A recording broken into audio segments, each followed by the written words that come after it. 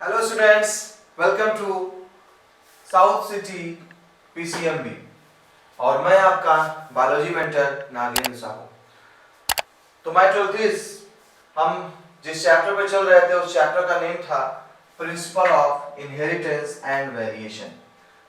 जो हमारे new viewers हैं मैं उनसे कहना चाहूंगा कि अगर हमारे चैनल को आप पहली बार देख रहे हैं तो आपके लिए बता दूं कि ये चैनल आपके लिए बहुत अच्छा होने वाला है, क्योंकि हमारे इस चैनल पे एक ही प्लेटफॉर्म पे फिजिक्स, केमिस्ट्री, मैथ और बायोलॉजी के प्रॉपर लेक्चर्स आपको मिलेंगे, वो भी अच्छे टीचर्स से, फ्री ऑफ कॉस्ट। ये हमारी सीरीज है और हमारे सिलेबस के कंप्लीट हो जाने के बाद हम एग्जाम की प्रिपरेशन भी करेंगे मिलके, जहां पर हम प्री बोर्ड एग्जाम के जो भी हमारे क्वेश्चंस होंगे या फिर हमारे जो गेस्ट पेपर हैं, मॉडल पेपर्स हैं, प्रैक्टिस करने के लिए हम लोग प्रैक्टिस करेंगे उन क्वेश्चंस पे।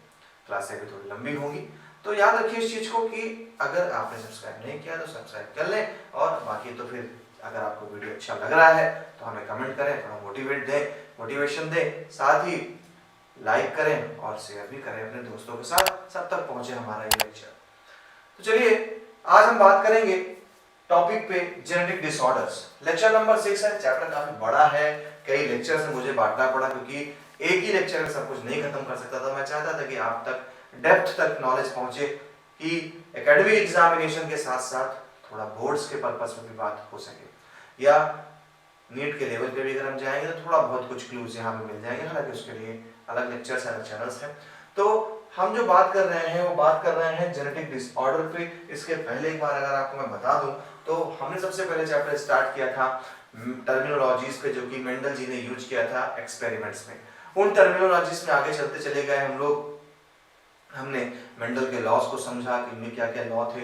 मेंडल के लॉ के बाद हमने कुछ टी.एच. मॉर्गन जी के क्रोमोसोमल इनहेरिटेंस को देखा, हमने सेक्स डिटरमिनेशन के बारे में जाना, हमने इंसेक्ट में सेक्स डिटरमिनेशन कैसा होता है वो जाना, और इन सब चीजों को समझने के बाद अब हम पहुंचे हैं अपने 6th लेक्चर पे, और वो 6th लेक्चर हमारा है जेनेटिक डिसऑर्डर पे।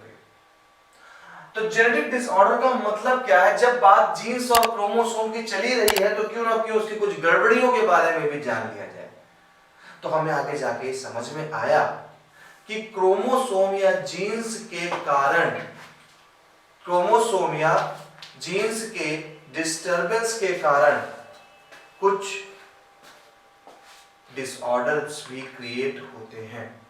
अब वो कौन से डिसऑर्डर हैं उनके बारे में हम डिस्कस करते हैं। तो डिसऑर्डर हमें बेटा दो तरीके से पढ़ना है। एक डिसऑर्डर हमें पढ़ना है जेनेटिक डिसऑर्डर्स, और दूसरे डिसऑर्डर हमें पढ़ना है क्रोमोसोमल डिसऑर्डर। दो डिसऑर्डर पे बात होनी है। एक जेनेटिक लेवल पे डिसऑर्डर, यानी जीन्स में कुछ एरर्स आ गई हैं। याद रखिएगा, जेनेटिक मतलब जीन्स में कुछ एरर्स आ गए हैं। अभी जीन्स में कुछ एरर आ जाएंगे तो जेनेटिक डिसऑर्डर। अभी जब क्रोमोसोम ही डिस्टर्ब हो जाएगा पूरा का पूरा तो क्रोमोसोमल डिसऑर्डर हो जाएगा। क्लियर? चलिए आगे चलते हैं, लेक्चर स्टार्ट करते हैं। काफी हैरान तरीके से देख रहा है, बच्चे को लिया जाता है क्योंकि एक छोटे से बच्चे में ही, जायगोट्स में ही प्रॉब्लम क्रिएट होती है और जा करके आगे बढ़ती चली जाती है। तो जरा देखते हैं छोटे बच्चे की कहानी को, जेनेटिक डिसऑर्डर। जेनेटिक डिसऑर्डर की डिफिनेशन आपको यहाँ पर मिल जाएगी। क्या है जेनेटिक डिसऑर्डर? तो genetic disorders are that disorder due to the change in genes और क्रोमोसोम्स। जीन्स या फिर क्रोमोसोम पे, लेकिन जेनेटिक में आपको जीन्स याद रखना है, क्रोमोसोम से क्रोमोसोमल डिसऑर्डर पढ़ेंगे अभी हम।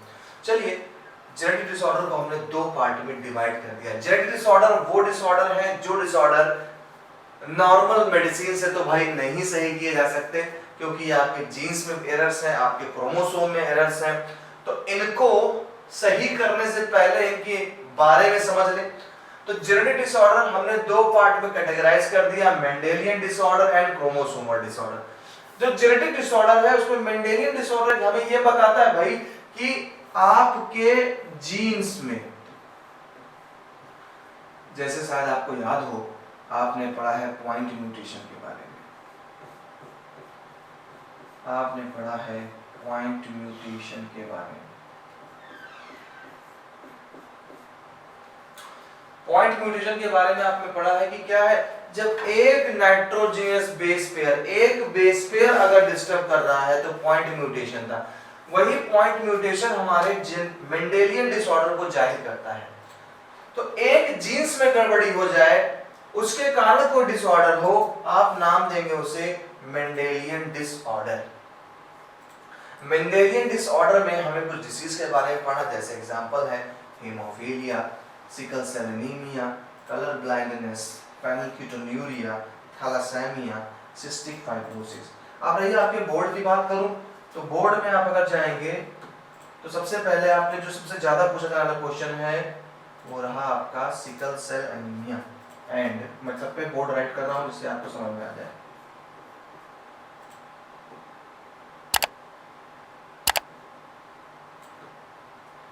ये आपके आईएससी और सीबीएसई एग्जाम के लिए इम्पोर्टेंट है topic.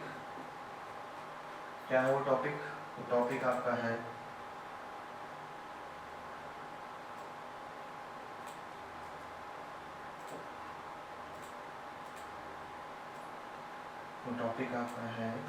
Sickle cell anaemia. Second हमारा टॉपिक है फेनिलकेटोन्यूरिया। ये भी बोर्ड के लिए एग्जाम्पल है, इंपॉर्टेंट है फेनिलकेटोन्यूरिया का। एंड थर्ड नंबर पर जाएंगे, थर्ड नंबर पहुंचे हम थैलासीमिया। ये सबसे ज्यादा पूछे जाने वाले क्वेश्चन है मेंडेलियन डिसऑर्डर के। तो मेंडेलियन डिसऑर्डर के ये जो हमारे क्वेश्चंस हैं, सिकल सेल एनीमिया, फेनिलकेटोन्यूरिया, थैलेसेमिया, इस पे हमें ज्यादा जोर देना है। अगर बात करें क्रोमोसोमल डिसऑर्डर की, तो क्रोमोसोमल डिसऑर्डर में हमारा डाउन सिंड्रोम आ जाएगा, क्लिनेफिल्टर सिंड्रोम आ जाएगा और टर्नर सिंड्रोम आ जाएगा। तीन है, डाउन सिंड्रोम, क्लिनेफिल्टर सिंड्रोम और टर्नर सिंड्रोम। ये तीन सिंड्रोम हमारे क्रोमोसोमल डिसऑर्डर में। क्लियर? चलिए सबसे पहले पढ़ते हैं मेंडेलियन डिसऑर्डर को। बड़ी खतरनाक बीमारी है, जरा देखें ध्यान से, थ्योरी आपको मिलेगी। और देख रहे हैं कैसे मासूम बच्चा रो रहा है बेचारा ये डिसीज से। पहले डेफिनेशन की बात करें, थोड़ी थ्योरी की बात करें। थ्योरी आपके सामने है, वीडियो को पॉज करके स्क्रीनशॉट रख लीजिए। पहला क्या है? The disorder caused by alteration और mutation in the single gene. जब भी आपका मेंडेलियन डिसऑर्डर होगा तो कह रहा है ये डिसऑर्डर कॉज हो रहा है अल्टरेशन और mutation in the single gene. एक सिंगल जीन में अल्टरेशन हो गया या फिर म्यूटेशन हो गया, जिस कारण ये डिसीज कॉज्ड हो गई। हीमोफीलिया इसके एग्जांपल है, कलर ब्लाइंडनेस एग्जांपल है, सिकल सेल एनीमिया एग्जांपल है, फेनिलकेटोन्यूरिया एग्जांपल है, thalassaemia and cystic fibrosis. The pattern of inheritance of Mendelian disorders can be traced in a family by pedigree analysis. हम इसको trace कर सकते हैं कि आखिर ये कहाँ तक पहुंचा है। ये अगर किसी घर में किसी को थैलेसीमिया या ऐसी बीमारी है तो हम ये पता लगा सकते हैं कि वो किस किस को हो सकती है। इसी को हमने एक टर्म यूज किया बेटा, पेडिग्री एनालिसिस। तो ये भी थोड़ा इंपॉर्टेंट है, इसको मार्क कर देता हूँ। पेडिग्री एनालिसिस यानी आपके फैमिली के चार्ट को देखें, किसको किसको जेनेटिक डिसऑर्डर है, तो हम पता लगा सकते हैं इस फैमिली ट्री बना करके कि घर में कौन कौन इन्फेक्टेड हो सकता है। पूरे हम एक तरीके से आपके वंश का पता लगा सकते हैं, उसे हमने पेडिग्री एनालिसिस नेम दिया। तो ये कीवर्ड्स हैं, की टर्म्स हैं कि पॉइंट म्यूटेशन को कैसे डिफाइन करें। चलिए आगे चलते हैं थोड़ा सा डेप्थ पे। मेंडेलियन डिसऑर्डर में भी डोमिनेंट और रिसेसिव ट्रेट, बहुत ही इंपॉर्टेंट क्वेश्चन इस पे आएगा। भी मैं आपको इस क्वेश्चन के बारे में बताऊंगा कि आपसे कहता है मेंडेलियन डिसऑर्डर। अब समझिएगा जरा, मेंडल मुझसे पढ़ के आप आए हैं अभी,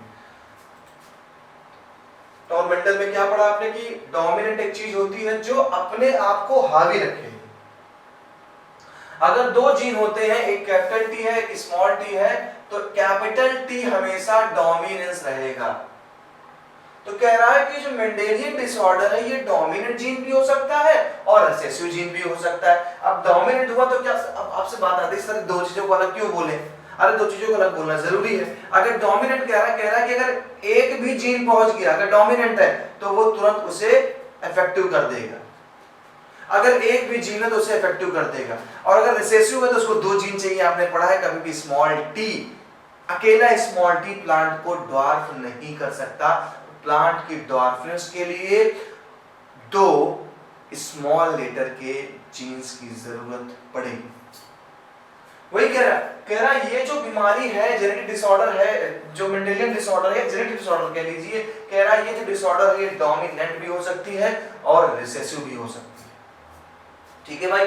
pedigree analysis helps to understand whether the trait is dominant और रिसेसिव। देखिए, pedigree analysis of autosomal dominant trait and autosomal recessive trait. अब सवाल आते हैं सर कि ऑटोसोमल क्या है, सर ये सेक्स क्रोमोसोम क्या? भाई तो एक चीज समझ लो यार, बीमारी को समझना तो पहले तो बताता हूं आपको, समझिए यार बीमारी। आप एक चीज समझ गए कि जो डिसऑर्डर है,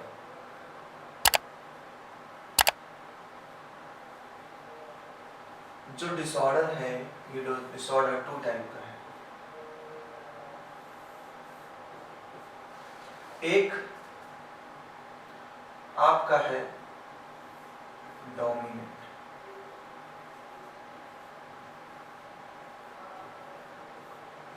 और एक आपका है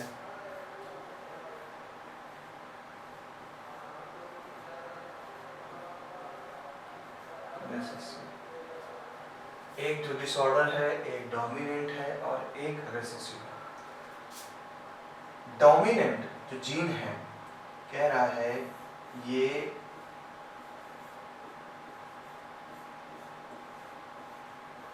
ऑटोसोमल हो सकता है और ये सेक्स लिंक्ड भी हो सकता है। अब सेक्स लिंक्ड आपके सामने नाम नहीं लाया गया है अभी तक, ये पॉसिबिलिटीज दोनों में नहीं, ऑटोसोमल या फिर सेक्स लिंक्ड। अब मतलब समझिए, डिसऑर्डर जितने भी होंगे, डिसऑर्डर 2 टाइप के आपको देखने को मिलेंगे। एक डिसऑर्डर है जो डोमिनेंट है, दूसरा डिसऑर्डर है जो रिसेसिव है। डोमिनेंट जो डिसऑर्डर है ये डिसऑर्डर ऑटोसोमल है और सेक्स लिंक्ड भी हो सकता है, जबकि रिसेसिव जो है ये भी ऑटोसोमल से। अब सवाल आता है ये ऑटोसोमल सेक्स लिंक्ड है क्या? अरे मेरे भाई, ऑटोसोम का मतलब क्या होता है? 1 to 22 पेयर तक के क्रोमोसोम पे हमला करेगा। यानी इस बीमारी के जो जीन्स हैं वो 1 से लेकर 22 अगर पेयर तक हमला करते हैं, भले वो डोमिनेंट हो, तो वो ऑटोसोमल है। और अगर 23rd पेयर पे करता है, 23rd पेयर पे करेगा तो वो रिसेसिव है। इस तरीके से डिसऑर्डर 2 पार्ट में डिवाइड किया, डोमिनेंट और रिसेसिव। डोमिनेंट में ऑटोसोमल डोमिनेंट है, वो ऑटोसोम पे यानी 1 to 22 पेयर तक करेगा। सेक्स लिंक्ड है 23rd। आप समझिए जरा, पेडिग्री एनालिसिस में एक हमें फ्लोचार्ट दे दिया जाता है, जो आपने देखा पीछे भी। उस फ्लोचार्ट को दे दिया जाएगा और कहा जाएगा आपसे आइडेंटिफाई करिए। आइडेंटिफाई करिए किस टाइप का डिसऑर्डर है, तो उसकी ट्रिक दूंगा भाई, ट्रिक दूंगा उसके लिए। इसीलिए कह रहा हूं वीडियो लास्ट तक देखा करिए। बहुत से लोग होते वीडियो देखा स्टार्टिंग में, अभी क्या सर तो इंट्रोडक्शन देना, आप छोड़ो क्या होगा। आप जाइए तो लेक्चर समझिए। लेक्चर आप जब देखेंगे तो आपको चीजें समझ में अच्छे से आने लग जाएंगी, और जहाँ रेगुलर आप लेक्चर वॉच करना चालू कर देंगे सारी चीजें खत्म हो जाएंगी। तो 1 to 22 पेयर तक क्रोमोसोम में ऑटोसोमल क्रोमोसोम है, 23rd पेयर हमारा सेक्स लिंक्ड क्रोमोसोम होता है। अब क्या होगा, कैसे आइडेंटिफाई करें? याद रखिएगा, जब भी सेक्स लिंक्ड का मैटर आ जाएगा, सेक्स लिंक्ड का, तो यहां पर मेल एंड फीमेल दोनों अफेक्टेड मिलेंगे। दोनों मतलब दिखेंगे आपको चेन में, दोनों अफेक्टेड हो सकते हैं। सेकेंड थिंग, आप देखेंगे कि डिसीज फादर से सन को, डॉटर को, फादर से डॉटर को और मदर से सन को जाएगा। ये एक फैक्ट देखने को मिलेगा। तो ये कुछ ट्रिक्स हैं जिससे आप देख करके पता लगा सकते हैं कि कौन सी डिसीज है।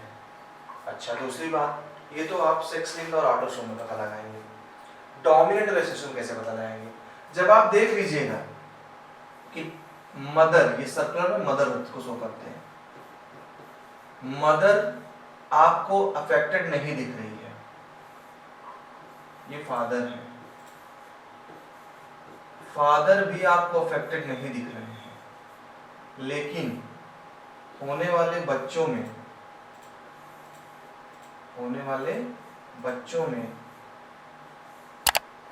अगर आपको डिसीज दिख जाती है, ऐसा अगर कॉलम भरा है तो ये डिसीज का कॉलम होता है, यानी वो इन्फेक्टेड है। तो आप सोचिए जीन्स कहीं पे दिख नहीं रहे हैं। अगर फादर में होता तो फादर अभी तक इन्फेक्टेड हो जाते, मदर में भी दिख नहीं रहा है, लेकिन बच्चा बीमार आ गया। इसका मतलब क्या हुआ, आपको मैंने पढ़ाया है, अगर बच्चे में दिख गई बीमारी इसका मतलब ये हुआ कि ये बीमारी मदर से मिली है। बीमारी किससे मिली है, मदर से मिली है। सेक्स लिंक्ड को आइडेंटिफाई करेंगे, और जीन हावी नहीं हो पाया, नहीं तो एक ही जीन में बीमार कर देता इसको, तो ये क्या हो गया, ये हो गई कैरियर। यानी जीन्स था लेकिन जीन्स हावी नहीं हो पाया। जीन्स क्यों नहीं हावी हो पाया, क्योंकि इस अगर हमारा बीमारी का जीन, सपोज मैं स्मॉल लेटर दिखा रहा हूँ, बीमारी के जीन जब तक 2 नहीं होंगे तब तक ये फीमेल इन्फेक्टेड नहीं दिखेगी। लेकिन फीमेल हमें इन्फेक्टेड नहीं दिख रही है, क्यों, क्योंकि एक ही जीन था, और एक जीन रिसेसिव ट्रेट को बताता है कि ये ट्रेट क्या था, रिसेसिव था, इसीलिए ये हावी डिसीज नहीं हो पाई। लेकिन जब ये जीन इसके बेबी में गई तो ये क्या हो गया, उसने उसको बीमार कर दिया। तो याद रखिएगा एक फंडे के तौर पे कि अगर पेरेंट्स में इन्फेक्शन नहीं दिख रहा है और बच्चों में इन्फेक्शन दिख जाए तो समझ लीजिएगा रिसेसिव ट्रेट है। क्लियर। अब आ जाते हैं हम टॉपिक पे फिर से। अब देखिए आपका टारगेट मिलेगा pedigree analysis of autosomal dominant trait. Autosomal यानी 1 to 22 पेयर तक है। क्या है, मायोटोनिक डिस्ट्रॉफी। मायोटोनिक डिस्ट्रॉफी में आपकी जो मसल्स होती है ना, ये मसल्स पूरी तरीके से डिजनरेट होने लगती है, तो बॉडी आपकी दुबली पतली आपको दिखाई पड़ेगी, जैसे भाई साहब दिख रहे हैं मेरे सामने। Myotonic dystrophy, myotonic dystrophy. अब देखिए एनालिसिस करते हैं। देखिए डोमिनेंट है, देखिए पकड़ में यहीं पे आ गया, फीमेल दिख ही रही है, इन्फेक्टेड दिख रही है फीमेल पहले में ही, और फीमेल पहले में इन्फेक्टेड दिख जाए तो ट्रेट हो गया डोमिनेंट। क्या दिखा, डोमिनेंट। पकड़ लिया फंडे से आपके, दिख गया ये है क्या, डोमिनेंट। अब ये पता लगा है सेक्स लिंक्ड है या ऑटोसोमल है। तो याद रखिएगा जब मेल फीमेल बराबर दिखाई पड़े कि डिसीज हो गई है, मेल भी दिख रहा है फर्स्ट जनरेशन में, फीमेल भी डिसीज लग रही है, इसका मतलब हो गया कि ये क्या है, ऑटोसोमल है। क्या है, ऑटोसोमल है। अब देखिए सेकंड वाले स्टेप में आपको कोई दिख रही मदर बीमार, लेकिन बच्चों में देखिए बीमारी आ गई,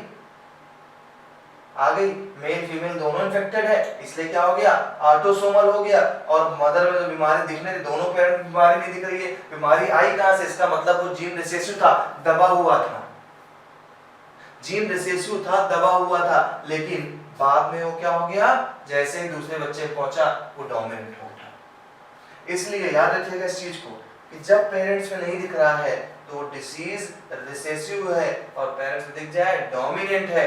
जब F1 जनरेशन में सन एंड डॉटर में दोनों में इक्वल अमाउंट में बीमारी दिखाई पड़ रही है, तो ऐसे को हम बोलते हैं ऑटोसोमल डिसऑर्डर। इस फंडे से आप पकड़ लेंगे कि बीमारी कैसी है, ऑटोसोमल है या कैसे डोमिनेंट है। चलिए उसी में हम बात करते हैं हीमोफीलिया। देखिए कितनी कठिन बीमारी है, मतलब भगवान कैसी कैसी कंडीशन दे देता है। तो हीमोफीलिया हमारी सेक्स लिंक्ड डिसीज होती है, यानी इस बीमारी के जीन सेक्स क्रोमोसोम पे जाते हैं और ये जीन्स एक जनरेशन से दूसरे जनरेशन में ट्रांसफर होते रहते हैं। एक न रुकने वाली चेन। रोका जा सकता है अगर एम्ब्रियोनिक कंडीशन पे हम पता कर लें कि ये जो जीन्स हैं ये इन्फेक्टेड है बच्चा, तो हम एम्ब्रियोनिक कंडीशन पे उसे बचा सकते हैं उसके जीन्स में मैनिपुलेट करके। चलिए हीमोफीलिया के बारे में जाए, इसे रॉयल डिसीज कही जाती है। रीजन क्या है, ये डिसीज एक रॉयल फैमिली से, यानी ब्रिटेन की जो हमारी क्वीन थी, क्वीन विक्टोरिया के फैमिली से ये बताई जाती है कि वहां पर ये डिसीज पाई गई, तो उनके पूरे फैमिली ट्री में ये डिसीज मिली थी, इसलिए इसे रॉयल डिसीज के नाम से जाना जाता है। Haemophilia sex linked recessive disease है, आप समझ गए। सेक्स लिंक्ड यानी सेक्स क्रोमोसोम पाई जाने वाली रिसेसिव डिसीज है, यानी ये डिसीज तब किसी पर्सन में हावी हो गया दोनों जीन्स पे एच हो जाए, अगर सिंगल एच है तो ये हावी नहीं होगी। क्लियर। याद रखिएगा। फिर से मैं बता दूं आपको रिसेसिव डिसीज का मतलब क्या है। आपसे मैं कहता हूं बेटा एक प्लांट टॉल है, ये डॉर्फ कब होगा? आप कहेंगे सर जब स्मॉल टी होगा, तभी तो होगा ना। अगर स्मॉल टी के साथ कैपिटल टी लगा दिया तो क्या ये डॉर्फ हो पाएगा? नहीं, ये डॉर्फ नहीं हो पाएगा। क्यों? क्योंकि रिसेसिव जीन है ये, इसको अपने आप को दिखाने के लिए इन्हीं के जैसे दो भाइयों की जरूरत पड़ेगी। ओके, सेम ऐसे ये बीमारी है, इस बीमारी को डोमिनेंस होने के लिए, हावी होने के लिए जरूरत पड़ेगी दो जीन्स की, तो ये रिसेसिव ट्रेट होगा। क्या है इस बीमारी की खास बात? बेटा इस बीमारी की खास बात ये है कि अगर आपकी बेटा ब्लीडिंग होगी, अगर आपकी ब्लीडिंग होती है तो ब्लीडिंग आपकी रुकेगी नहीं, टाइम लग जाएगा रुकने में। छोटी मोटी इंजरी में भी आप हो सकता है कि 20-25 मिनट लग जाए, आधा घंटा लग जाए। और नॉर्मल क्या होता है, हम लोग का जब ब्लड क्लॉटिंग जो प्रोसेस हम लोगों में, नॉर्मल वो क्लॉटिंग केवल 5 to 8 मिनट में हो जाएगी। 5 to 8 मिनट में हमारा ब्लड क्लॉट हो जाएगा। लेकिन जो हीमोफिलिक पर्सन है ना, जो हीमोफिलिक पर्सन है, उसमें ये घटना नहीं घट सकती। बड़ी खराब बीमारी है, ऐसे लोगों को बचना चाहिए, चोट ना लगे, बहुत सावधानी बरतनी पड़ती है। तो it is controlled by a pair of H and H। देखिए, controlled by a pair of allele, एक ये है H, एक ये H। इसका मतलब क्या हुआ समझे? कह रहा है ये डिसीज कंट्रोल कर जाती है दो जीन्स के थ्रू, कैपिटल H और स्मॉल h। जहां पर कैपिटल H ये डोमिनेंट है और स्मॉल h रिसेसिव है।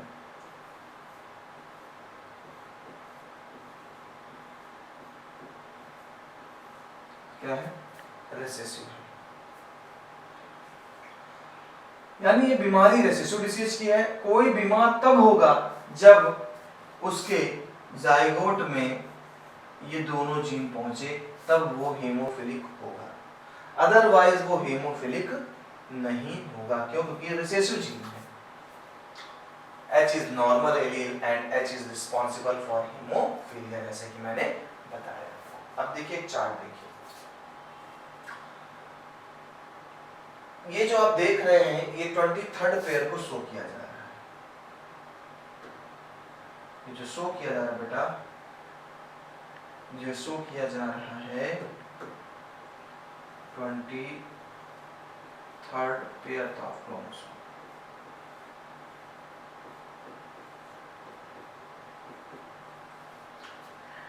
कह रहा है अगर XX है तो आपको पता है फीमेल है, लेकिन देखिए ऊपर जीन क्या है, कैपिटल H कैपिटल H। अब कैपिटल H जीन से तो कोई बीमारी होती नहीं, क्या आपने पढ़ लिया, H इज नॉर्मल। और जब H इज नॉर्मल है तो क्या आपने कर दिया, अब ये नॉर्मल फीमेल है। क्या है? ये नॉर्मल फीमेल है। फिर देखिए एक कैपिटल H आ गया और एक स्मॉल h आ गया, एक कैपिटल H और एक स्मॉल h है। अब एक जब कैपिटल H एक स्मॉल h तो क्या हो गया, ये हेटेरोजाइगस फीमेल है। क्यों हेटेरोजाइगस है? एक बीमारी का जीन आ गया है, एक बीमारी का जीन आ गया, लेकिन ये बीमारी का जो जीन है ना, ये हावी नहीं हो पा रहा। क्यों? रिसेसिव है, इसलिए हेटेरोजाइगस फीमेल है। और बीमारी तो लेकर टहल ही रही हो, अब बीमारी का जीन लेकर टहल रहे हैं आप, तो आप क्या हो गए, कैरियर हो गए। ऐसी कंडीशन किसकी बन गई, carrier. She may transmit the disease to sons, ये डिसीज को बेटों में ट्रांसफर करेगी। अच्छा आ जाइए, अब जब बेटा दोनों जगह एच एच हो गया, दोनों देखिए स्मॉल एच है, यानी स्मॉल टी क्या बनाएगा, ड्वार्फ कैरेक्टर शो कर देगा। सेम ऐसे स्मॉल एच अगर आ गया है तो अब तो बेटा कहानी बदल जाएगी। अब ये जो हमारी फीमेल है ये हीमोफिलिक हो जाएगी।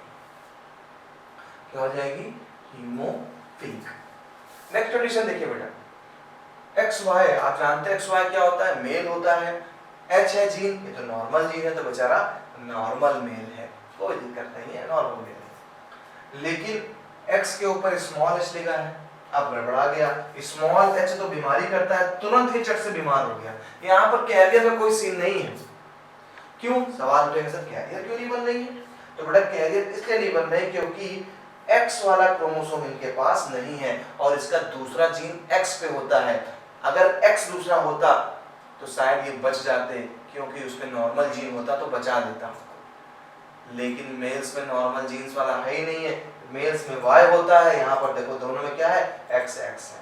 इसलिए बच गई फीमेल। लेकिन हम में अगर एक्स होता तो हम भी बच जाते, लेकिन अपन लोगों के पास वाई है। एक्स वाले वाई वाले को पता ही नहीं क्या एक्स पे क्या है क्या नहीं है। जब कुछ पता ही नहीं तो बीमारी का जीन आ गया तो कहता है ठीक है भाई जाओ, हमें क्या पता। इसलिए क्वेश्चन बनता है कि क्यों सेक्स लिंक्ड डिसीजेज या एक्स लिंक्ड डिसीजेज मेल्स में ज्यादा पाई जाती है। आपको हीमोफीलिया, सिकल सेल एनीमिया के पेशेंट मेल्स में ज्यादा मिलेंगे, फीमेल में कम मिलेंगे।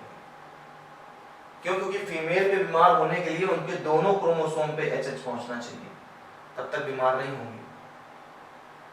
जबकि मेल में एक ही जीन पे आ गया, एक्स पे आ गया, वो बीमार हो गया। ये क्वेश्चन बनता है, अच्छे से समझिएगा इस क्वेश्चन। क्लियर? तो यहाँ पर ये चीज समझ लीजिए, जल्दी से नोट कर लीजिए, क्या लीजिए।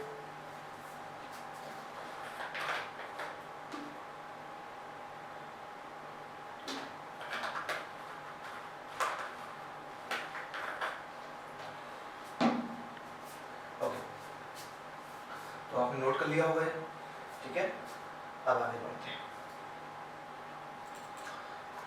रॉड डिसीज के बारे में जैसा मैंने बताया, मैंने पूरी कहानी बता डाली आपको पीछे, क्या कहानी क्या थी इनकी।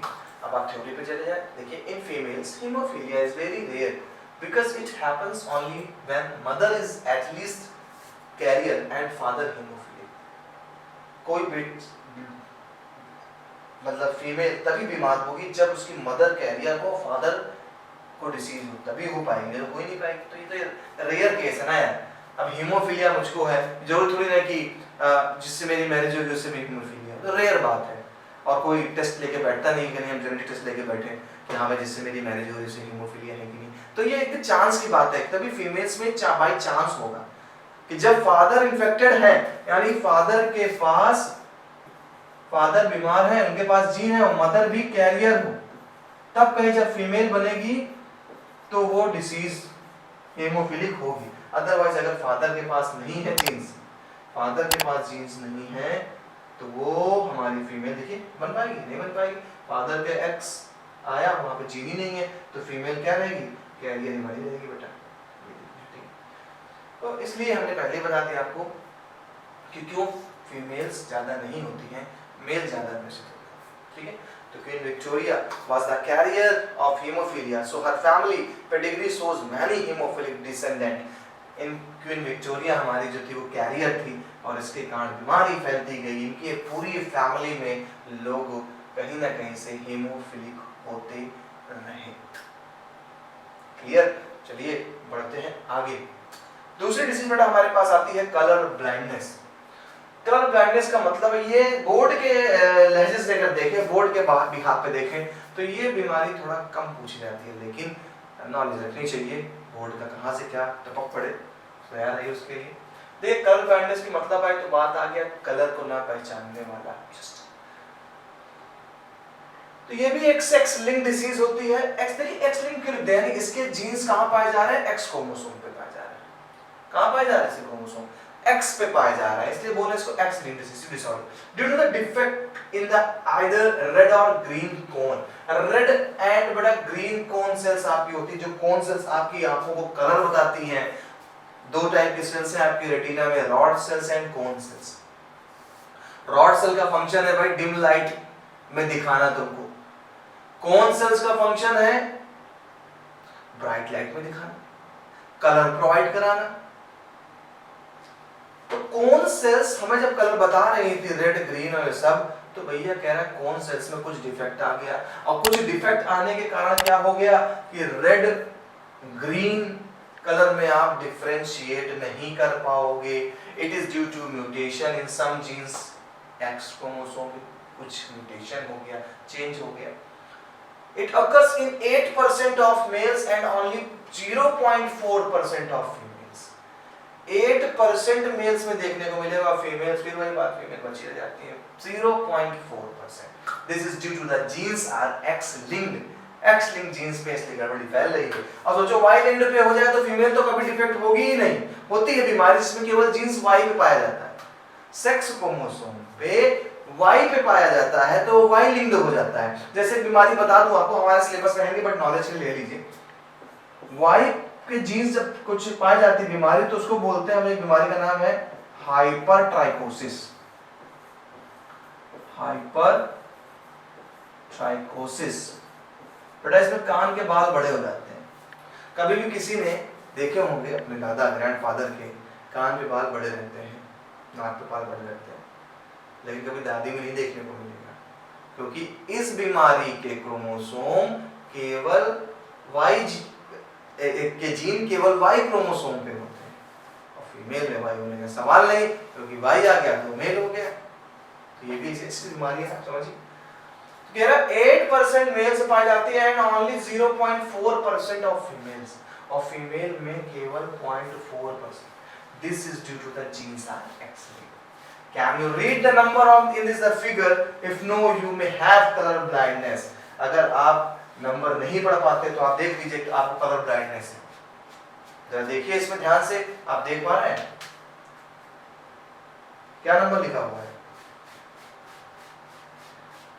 अगर ध्यान से देखेंगे तो आपको दिखाई पड़ेगा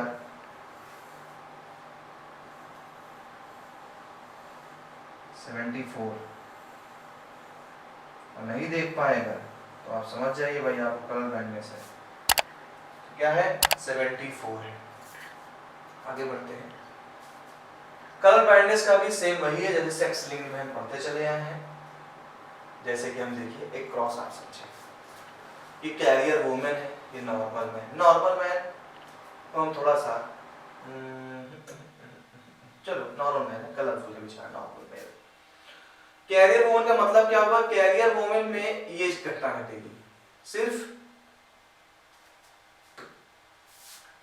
एक क्रोमोसोम पे ही हमारा बीमारी का जीन मौजूद है, सिर्फ सिंगल क्रोमोसोम पे बीमारी के जीन मौजूद है। ठीक है, नॉर्मल मैन है, कोई दिक्कत नहीं, हमारा भाई इतना ठीक ठाक है, कोई जीन का डिसीज का बिल्कुल नहीं है। अब इनकी अगर मैरिज करा दी जाए तो देखो बच्चे कैसे होंगे, सोचिए। इसका मैं ग्राफ दिखाता हूँ बना करके, जिससे आपको समझ में और अच्छे से आ जाए। वन साइड हमने ले लिया नॉर्मल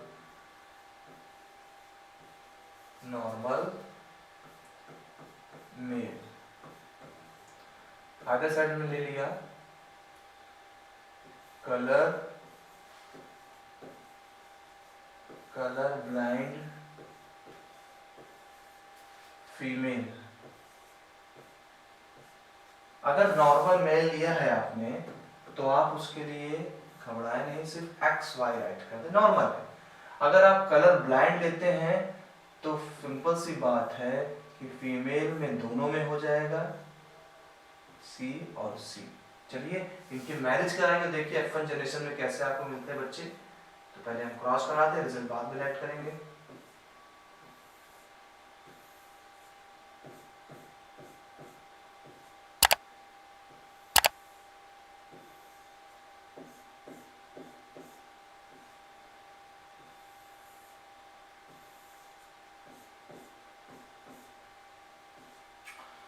अगर आप देखेंगे तो आपको घटना दिखाई पड़ रही है। घटना ये दिख रही है कि बेटा जितनी भी फीमेल्स हमें मिल रही हैं, अगर रिजल्ट की बात करें तो हमें जितनी फीमेल्स मिल रही हैं वो फीमेल्स क्या होंगी? कैरियर। ठीक है, फीमेल को कहीं बीमारी नहीं हो रही है, फीमेल अपनी सेफ है, फीमेल को डिसीज नहीं होगी, फीमेल केवल कैरियर हो पा रही है। लेकिन देखिए मेल दोनों क्या हो गए? कलर ब्लाइंड हो गए।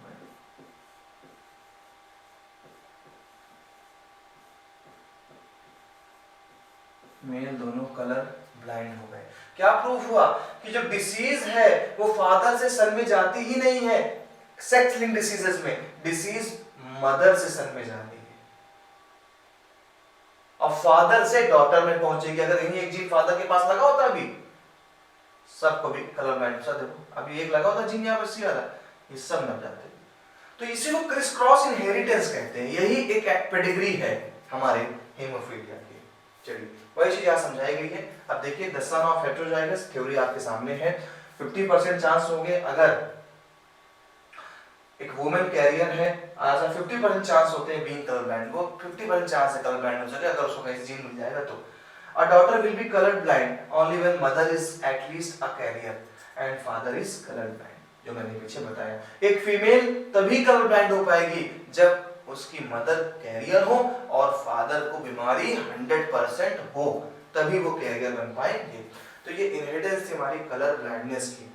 अब हम बात करेंगे सिकल सेल एनीमिया। ये जो डिसीज है सिकल सेल एनीमिया, ये भी ऑटोसोमल लिंक्ड रिसेसिव डिसीज है। देखिए अभी सब जो पढ़ा सिलेबस है बेसिकली हमारा रिसेसिव डिसीज के बारे में ज्यादा दिया गया है। केवल मसल्स के दिख रहा है तो हमने पढ़ा था मायोटोनिक डिस्ट्रॉफी, वो डोमिनेंट जीन पे था। बाकी क्या है देखिए रिसेसिव ट्रेट्स है। कह रहा सिकल सेल एनीमिया है। तो माय डियर स्टूडेंट्स, सबसे पहले बता दूं सिकल सेल एनीमिया होता क्या है। बेटा आपकी जो आरबीसी होती है उस आरबीसी के अंदर करोड़ों हीमोग्लोबिन पाए जाते हैं, और अगर वो हीमोग्लोबिन बनना डिस्टर्ब हो जाता है, हीमोग्लोबिन बन नहीं पाता है, तो क्या होता है हमारी आरबीसी जो होती है वो सिकल शेप में आ जाते हैं, यानी कि स्फेरिकल शेप से सिकल शेप में आ गए, ऐसे कोई फूटा हुआ वो बड़ा ऐसे। तो सिंपल सी बात है, जब सरफेस एरिया कम हो जाएगा तो ये ऑक्सीजन एब्जॉर्ब नहीं करेंगे, तो हमारे ब्लड में ऑक्सीजन की कमी हो जाएगी, हमें एनीमिया हो जाएगा और हम वीक फील करेंगे, टायर्ड फील करेंगे। ये भी एक ऑटोसोमल लिंक्ड डिसीज है। देखिए सारी चीजें जो वहां एक जगह जो लागू होगी उस सब में लागू होगी।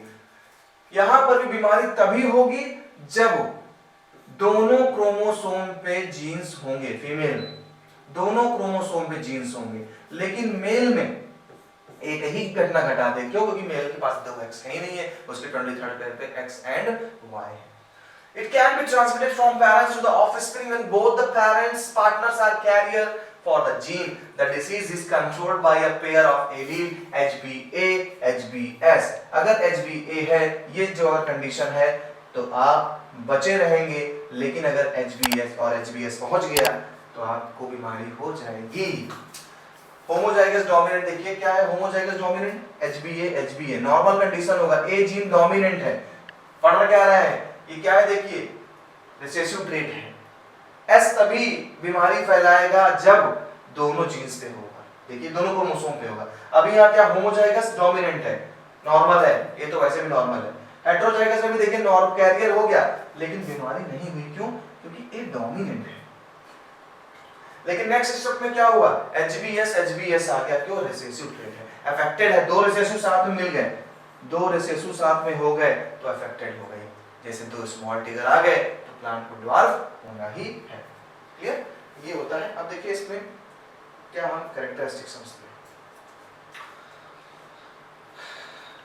समझिएगा ध्यान से, बहुत इंपॉर्टेंट है चेन, इस चेन को समझना बहुत ज्यादा जरूरी है। आप जानते हैं आपकी बॉडी का हर एक कैरेक्टर प्रोटीन पर डिपेंड करता है। कह रहा है अगर नॉर्मल हीमोग्लोबिन मॉलिक्यूल है तो उसके सिक्स्थ पोजीशन पे क्या है, ग्लूटामिक एसिड है, सिक्स्थ पोजीशन पे ग्लूटामिक एसिड है। लेकिन सिक्स्थ पोजीशन में ग्लूटामिक एसिड से क्या आ जाएगा, वालिन अगर आ गया, सिक्स्थ पोजीशन पे ग्लूटामिक एसिड होना था, लेकिन किसी छोटे से म्यूटेशन के कारण ग्लूटामिक एसिड पे वालिन आ गया, गड़बड़ा गई प्रोटीन। अरे किसी का नाम राम है, राम के जगह रा हट गया, आ गया तो आम हो गया, बदल गया कैरेक्टर। वही कह रहा है अगर नॉर्मल हीमोग्लोबिन बनना है तो वैलिन, हिस्टीन, ल्यूसीन, थायमिन, प्रोनिन, ग्लूटामिक एसिड होना चाहिए, लेकिन सब कुछ वही था। सिक्स पोजीशन पे ग्लूटामिक एसिड से क्या आ गया, वैलिन आ गया, गड़बड़ हो गई, हीमोग्लोबिन गड़बड़ हो गई। तो क्या हो जाएगा, आपकी जो स्फेरिकल शेप में आरबीसीज थी अब वो फूटे हुए गुब्बारे यानी सिकल शेप में आ जाएंगी। तो देखिए the defect is caused by the substitution of glutamic acid by the valine at the sixth position of the beta globin chain। Alpha के दो चेन होते हैं, बीटा के रेशियो में अगर बीटा ग्लोबिन चेन में गड़बड़ाहट आ गई है, this is due to the single base substitution at the sixth codon of beta globin gene from GAG to GUG। Normal condition में क्या होना चाहिए था, GAG बनना चाहिए था mRNA, लेकिन बन गया GUG, आ गया वैलिन और हो गई डिस्टर्बेंस। ओके, अब देखिए ये नॉर्मल सेल थी, ये सिकल सेल है। अब सिकल सेल से क्या घटे आने हैं, देखिए जरा। क्या the mutant hemoglobin molecules undergoes polymerization under low oxygen tension causes the change in the shape of the RBC from biconcave disc to sickle cell anemia। और जैसे कि मैंने बताया बेटा कि जब हीमोग्लोबिन क्वांटिटी कम हो जाएगी, सरफेस एरिया हीमोग्लोबिन कम हो गई, पिचक जाएंगे, पिचक गई तो आपको एनीमिया जैसी बीमारी हो जाएगी, बहुत दुखद घटना होगी वो एनीमिया वाली बीमारी। दूसरी बहुत इंपॉर्टेंट हमारी बीमारी चलते हैं और बीमारी है हमारी फेनिलकेटोन्यूरिया, PKU। ये भी बड़ा एन इनबॉर्न एरर है ऑफ मेटाबॉलिज्म, ये भी ऑटोसोमल रिसेसिव ट्रेट है। भगवान की दया से ऐसी खतरनाक बीमारियां ऑटोसोमल रिसेसिव है कि ये तभी होंगी जब आपके जीन्स पे दोनों पे आ जाए। मेल के लिए तो बहुत ही खतरा है क्योंकि उसके पास तो एक ही एक्स पे आ गया तो हो गया, लेकिन फीमेल्स हमारी बची रहेंगी क्योंकि जब तक उनके दोनों क्रोमोसोम पे जीन्स नहीं आ जाए वो बीमार नहीं होंगे। An inborn error of metabolism, autosomal recessive trait. It is due to the mutation in the gene that codes for the enzyme phenylalanine hydrolase। एक एंजाइम होता है बेटा, उसका नाम है phenylalanine hydrolase, phenylalanine hydrolase। ये एंजाइम करता क्या बेटा? ये एंजाइम करता ये है कि एक अमीनो एसिड होता है फेनिलएलानिन, उसको टायरोसिन में कन्वर्ट करता है। फेनिलएलानिन को टायरोसिन में कन्वर्ट कर देता है जिससे कम हार्मफुल होता है, नुकसान नहीं पहुंचता, आप हेल्दी रहते हैं। लेकिन बेटा कभी-कभी होता क्या, जब ये एंजाइम नहीं होगा, क्या लिख रहा है? The affected individual lack this enzyme, as a result phenylalanine accumulate and converts into phenylpyruvic acid and other derivatives। कह रहा है कि नॉर्मल एक जीन है फेनिलएलानिन डिहाइड्रोजिनेज, ये एंजाइम हो तो आपके बॉडी में पाया जाने वाला एक फेनिलएलानिन अमीनो एसिड ये टायरोसिन में कन्वर्ट हो जाता है। फेनिलएलानिन थोड़ा सा आपके लिए नुकसानदायक है, थोड़ा क्या है तो बहुत नुकसानदायक, लेकिन ये फेनिलएलानिन जब एंजाइम के प्रेजेंस में उसकी कमी में डिस्ट्रॉय नहीं हुआ तो इसने एक केमिकल बना डाला फेनिलपायरुविक एसिड, और ये फेनिलपायरुविक एसिड आपके ब्रेन में एक्यूमुलेट हो सकता है और आपकी बॉडी को डिस्ट्रॉय करेगा, आपकी बॉडी का इम्यून सिस्टम बहुत गिर जाता है। तो नॉर्मल पर्सन में क्या घटना घटती है, डायट्री प्रोटीन्स हैं, फेनिलएलानिन बन जाएगा, फेनिलएलानिन को टायरोसिन में कन्वर्ट कर दिया जाएगा, मेलानिन प्रोटीन और डोपामिन बन के ये हमारा चला जाएगा।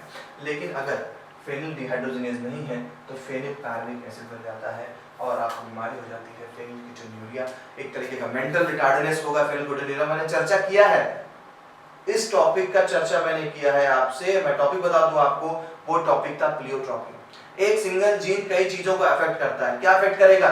ये एक तो मेंटल रिटार्डनेस देगा आपको, दिमागी तौर पे रिटार्डनेस रहेंगे, आपकी स्किन पे स्केल्स रहेंगे, मसल्स मस्कुलर ग्रोथ कम होगी। ये था हमारा फेनिलकेटोन्यूरिया।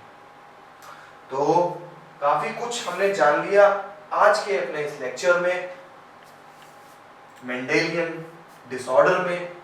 आई होप कि आपको अच्छा लगा होगा पढ़ के, तो अच्छे से पढ़िएगा, नोट्स बना लीजिएगा, और मैं थैंक्स कहना चाहूंगा कि एंड तक हमें आपने देखा, हमारे चीजों को समझा, और उम्मीद करता हूं ऐसे ही आगे करते रहेंगे, टिल द एंड तक वीडियो देखते रहेंगे। बाकी तो यार पहले ही बोल दिया, चैनल को सब्सक्राइब कर लीजिए, शेयर कर लीजिए। चलिए अच्छे से रहिए, मुलाकात करेंगे नेक्स्ट लेक्चर पे जो होगा बेस्ड हमारे क्रोमोसोमल डिसऑर्डर पे। चलिए चलते हैं, बाय बाय।